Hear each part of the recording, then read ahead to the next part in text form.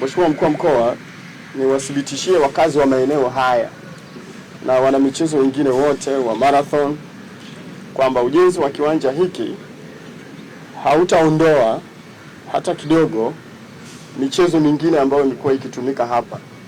Eneo hili ni kubwa lenye ukubwa wa zaidi wa ekari 4 na eneo lililotumika ni kama ekari 1.5.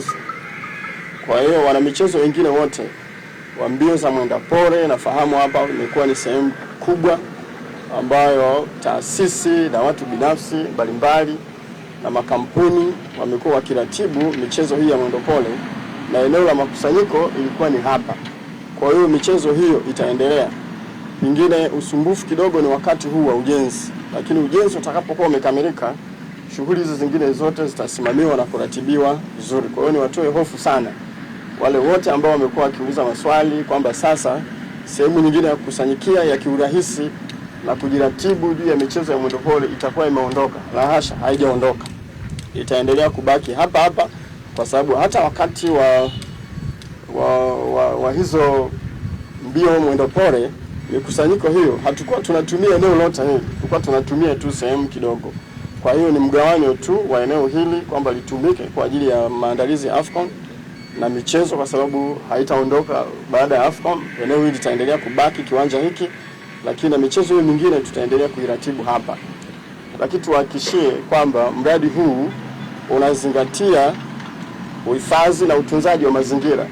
Kwa hiyo uoto huu wa asili hautaondolewa wote, ni sehemu tu.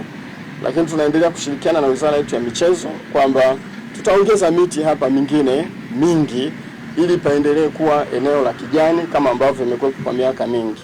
Lakini nyingine wamekuwa na wasiwasi juu ya masuala ya usalama, kama ambavyo umeanza kupokea taarifa Mheshimiwa Mkuu wa Mkoa.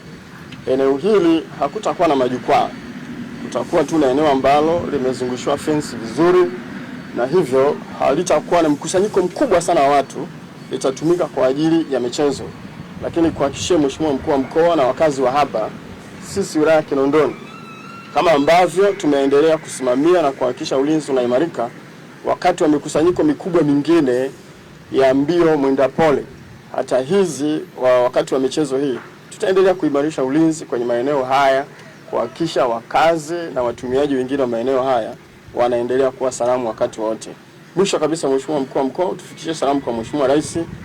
Sisi wana Kinondoni tunapokea baraka, tunapokea maono yake, na kwa hiyo tunamshukuru sana Mheshimiwa Rais kwa mradi huu na miradi mingine hii ya michezo na miradi mingine mingi ya maendeleo ambayo imeendelea kutekelezwa katika wilaya yetu hii ya Kinondoni.